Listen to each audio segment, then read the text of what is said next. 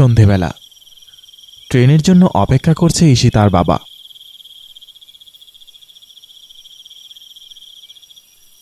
কিরে মা ঈশিতা, এত দেরি হচ্ছে কেন? অন্ধকার হয়ে এসেছে তো। বাবা, আমার আগের ট্রেনটা মিস হয়ে গেছে। এখন পরের ট্রেনে উঠেছি। তুমি আমার জন্য অপেক্ষা করো না, আমি বাড়িতে নিজেই চলে আসব। না না না না না, আমি এখানে অপেক্ষা করছি, তুই তাড়াতাড়ি আয় মা। কিন্তু আমার পৌঁছতে পৌঁছতে তো রাত হয়ে যাবে মনে হচ্ছে। তুমি পারবে?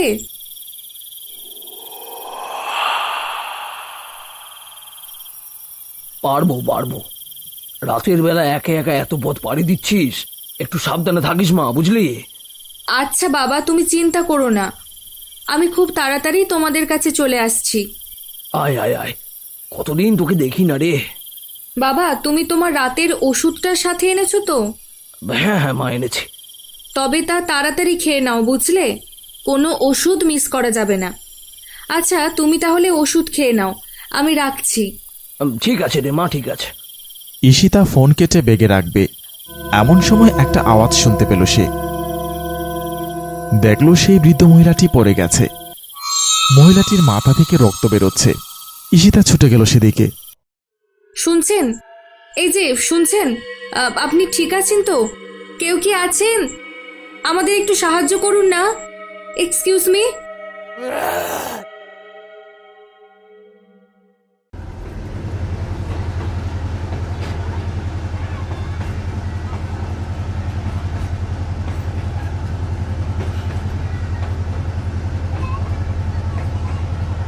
ঈশিতার বাবা স্টেশনে ঝিমোচ্ছে।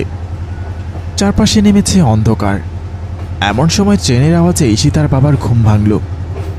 তিনি দাঁড়িয়ে মেয়ের জন্য অপেক্ষা করতে লাগলেন।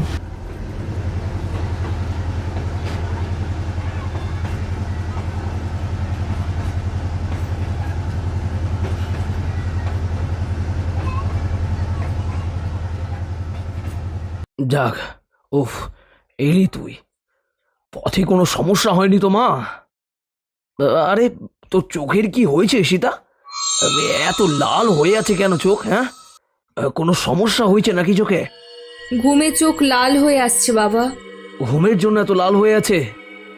এখানে থাকতে ইচ্ছা করছে না। চলো বাড়ি যাই। হ্যাঁ হ্যাঁ, তাই চল। খুব ক্লান্ত হয়ে গেছিস মনে হচ্ছে। বাড়িতে গিয়ে রেস্ট নিলে সব ঠিক হয়ে যাবে, বুঝলি? চল চল চল চল।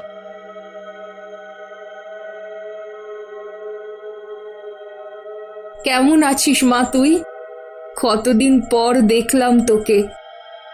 কি শুকিয়ে গেছিস দেখছি। ভালো আছি, তুমি ভালো আছো? আরে তাই তো, ভুলেই গিয়েছিলাম। আয় আয় মা, তুই ভিতরে আয়। ঈশিতাকে নিয়ে ভিতরে বসানো হলো রাতের খাবারের জন্য। নে নে, তোর প্রিয় মুরগির মাংস রান্না করেছি। না থাক, আমি খাবো না। কেন? আর খাবি না কেন? ক্ষুধা নেই। এত কিছু রান্না করলাম, তোর কিছুই খেতে ইচ্ছে করছে না? এমন সময় নিজ রুমে চলে গেল ঈশিতা। কে জানে বাবু, এসে থেকেই তো কেমন জানি চুপচাপ হয়ে আছে। আবার কি হলো বুঝলাম না। আরে কিছুই হয়নি, একটু ক্লান্ত মনে হচ্ছে। তুমি খাও।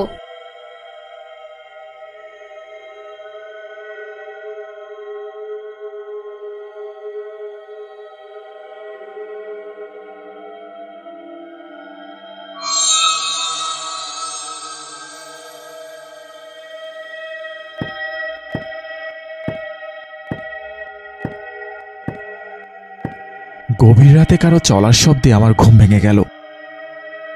আমি পিছু নিলাম। এমন সময় আমি দেখতে পেলাম ঈশিতা ছাদের দিকে এগোচ্ছে।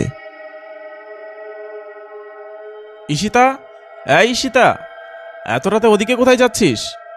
ঈশিতা কোনো সাড়া দিল না। আমি ওর পিছু পিছু যেতে লাগলাম। ও ছাদের রেলিংয়ের উপর উঠে হাঁটতে লাগলো।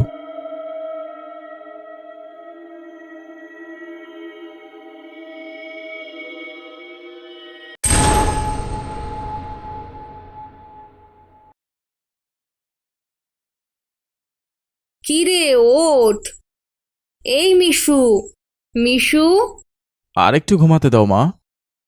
আর ঘুমোতে হবে না। ওঠ, উঠে মুখ ধুয়ে আয়। হ্যাঁ হ্যাঁ, আসছি। আমি উঠে গেলাম খাবার টেবিলে। সামনে বসে আছে ঈশিতা। ওকে দেখে গতকাল রাতের কথা আমার মনে পড়ে গেল। কি রে ঈশিতা, এখনো কি ক্লান্তি কাটেনি নাকি? খাচ্ছিস না যে? খাবার বোধ হয় পছন্দ হচ্ছে না ওর। তুই কি খাবি মা? আমাকে বল। আর কি খাবে? প্রতিদিনই তো ওর পছন্দেরই খাবার রান্না করছি, তবুও তো খাচ্ছে না। আমি মাছ খাবো। মাছ? তুই না মাছ খাস না, এখন হঠাৎ? আগে খেতাম না, এখন খাই। আচ্ছা আচ্ছা আচ্ছা, তবে কি মাছ আনবো মা?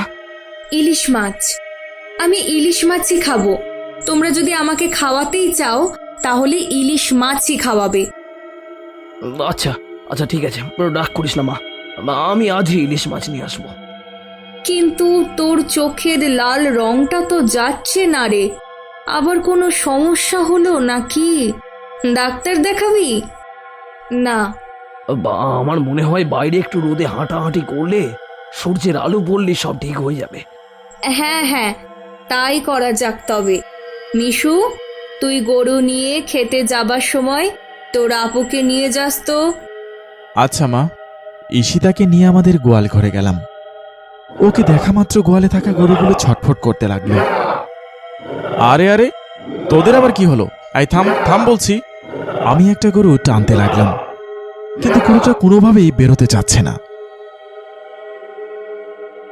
ঈশিতা, গরুগুলো বের করতে আমাকে সাহায্য কর। ঈশিতা এগিয়ে এসে গরুটাকে ধরতে এই গরুটা মাটিতে শুয়ে পড়ল। এইভাবে আমার কাজে বাধা দিলে পরের বার এমনই দশা হবে তোর। ঈশিতা বসে টিভি দেখছে। এমন সময় আমি বাবা মা দুজনকে আমার ঘরে ডাকলাম। তোর আবার কি হয়েছে? দরজা আটকালি কেন? বাবা মা, তোমাদের সাথে আমার একটা জরুরি কথা আছে। কিন্তু তার আগে বল, আমাদের গরুর কি হয়েছে? এখন কি অবস্থা? বাবা, তার চেয়েও বেশি জরুরি কথা আমি তোমাকে বলতে চাই। তোমরা মনোযোগ দিয়ে আমার কথাগুলো শোনো। আচ্ছা বল। আমার মনে হচ্ছে ঈশিতার মধ্যে কিছু ভর করেছে। কি বলছিস এসব? হ্যাঁ বাবা, আমি যা বলছি ঠিকই বলছি। ওখানে যে বসে আছে সে আমাদের ঈশিতা না, ওটা অন্য কেউ। মিশু বাবা, তুই এসব কি বলছিস? আমি তো কিছুই বুঝতে পারছি না। না মা, গতকাল মাঝরাতে ও ছাদের কিনারায় গিয়ে বসেছিল। ওকে থেকে একদমই সাধারণ মানুষের মতো মনে হচ্ছিল না আমার। তারপর আজকে সকালে ও গরুগুলোর কাছে যেতেই গরুগুলো অসুস্থ হয়ে পড়ল। ওর মাঝে অশুভ কোনো শক্তির প্রভাব আছে। আরে ধ্যাত, কি আবোল তাবোল বলছে এই ছেলে। পড়ালেখা ছেড়ে সারাদিন মোবাইল নিয়ে বসে থাকলে এসব ভূত প্রেতের কাহিনী মাথায় ঘুরবে। না না, তোমরা বোঝার চেষ্টা করো, আমি নিশ্চিত। হয়েছে হয়েছে, অনেক কথা হয়েছে। এখন আর আজে বাজে কথা বলে সময় নষ্ট করিস না। আমার সাথে আয়, গরুকে ওষুধ খাওয়াবি চ। এগুলো সব হচ্ছে কাজে ফাঁকি দেওয়ার ফোন দি, আমি বুঝি না? না বাবা, আমি সত্যি বলছি। ঈশিতার মা, তুমি ইলিশ কেটে রান্না শুরু করে দাও। আমি আর মিশু একটু বাইরে থেকে আসছি। হ্যাঁ। এরপর আমি আর বাবা বাইরে চলে গেলাম। সেই সময় মা রান্নাঘরে যেতেই অবাক হয়ে গেলেন। সে দেখল ঈশিতা রান্নাঘরে বসে একটি কাঁচা মাছ খাচ্ছে। মা বিছানায় শুয়ে আছে। আমি আর বাবা মার পাশেই দাঁড়িয়ে আছি। এখন কেমন লাগছে ঈশিতার মা? আমি এখানে কিভাবে এলাম? রান্নাঘরে মাথা ঘুরে পড়ে গিয়েছিলে, আমরা এসে তোমাকে বিছানায় এনেছি। কি হয়েছে মা তোমার? কিভাবে এমন হলো? ঈশিতা? তোমাকে বাসায় পড়ে থাকতে দেখলেও আমরা ঈশিতাকে পাইনি ঘরে। ঈশিতার বাবা, আমার মনে হচ্ছে মিশুর কথাই ঠিক ছিল। এটা আমাদের ঈশিতা না। থামো তো ঈশিতার মা, কি আজব আজব কথা বলছো? না না, আমি নিজ চোখে দেখেছি ঈশিতাকে কাঁচা মাছ খেতে, তারপর ওর ঘাড় উল্টিয়ে আমার দিকে তাকানো। থামো তো ঈশিতার মা। না বাবা, তুমি নিজের চোখেই দেখো।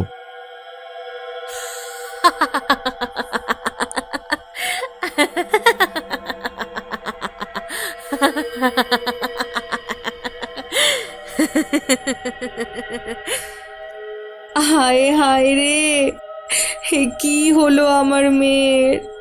বাবা, এই অশুভ শক্তির হাত থেকে ওকে রক্ষা করতে এখনই কাউকে ডাকুন। হ্যাঁ ঈশিতার বাবা, এখনই কাউকে ডাকুন, ঈশিতা ওকে বাঁচান।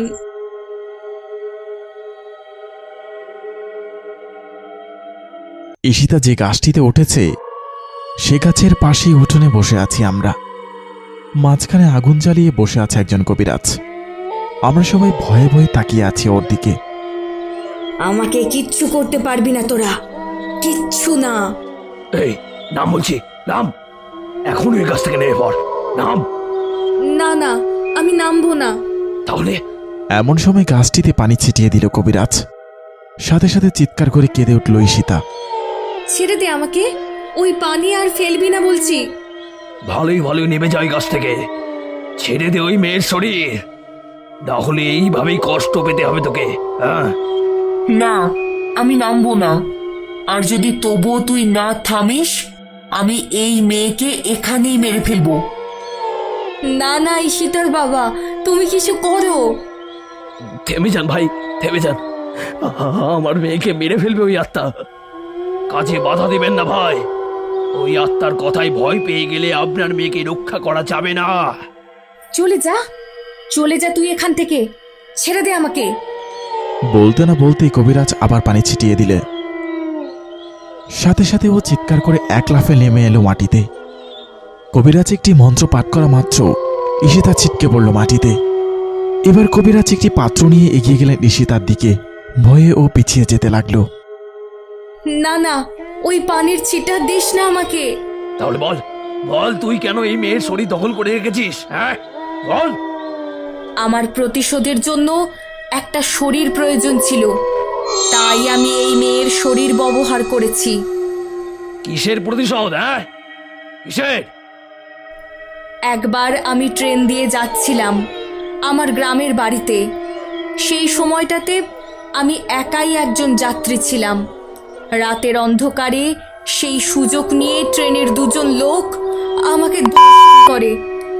এত ভয়ঙ্কর অপরাধ করার পরেও ওদের শাস্তি হয়নি, ওরা আমাকে ছেড়ে দিল না। সেই ট্রেনেই খুন করে তারা আমাকে ফেলে দেয় একটি পাহাড়ি অঞ্চলে।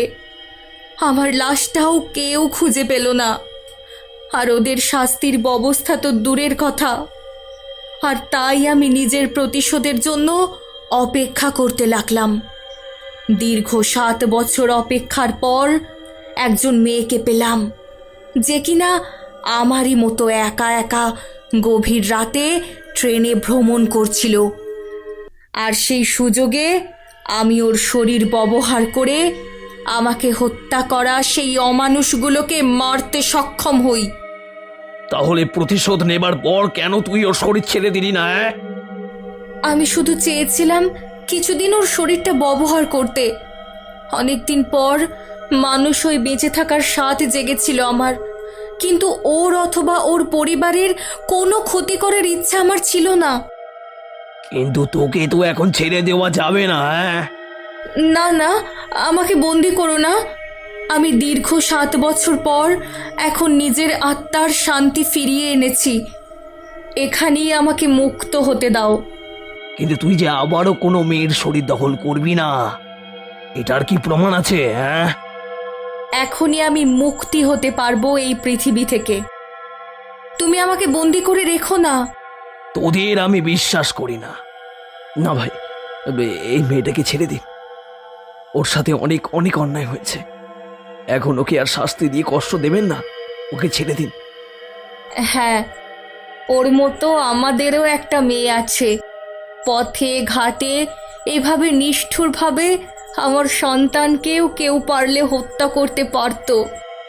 তাই এই মেয়েটার প্রতি আর কোনো অন্যায় আমরা করতে পারি না।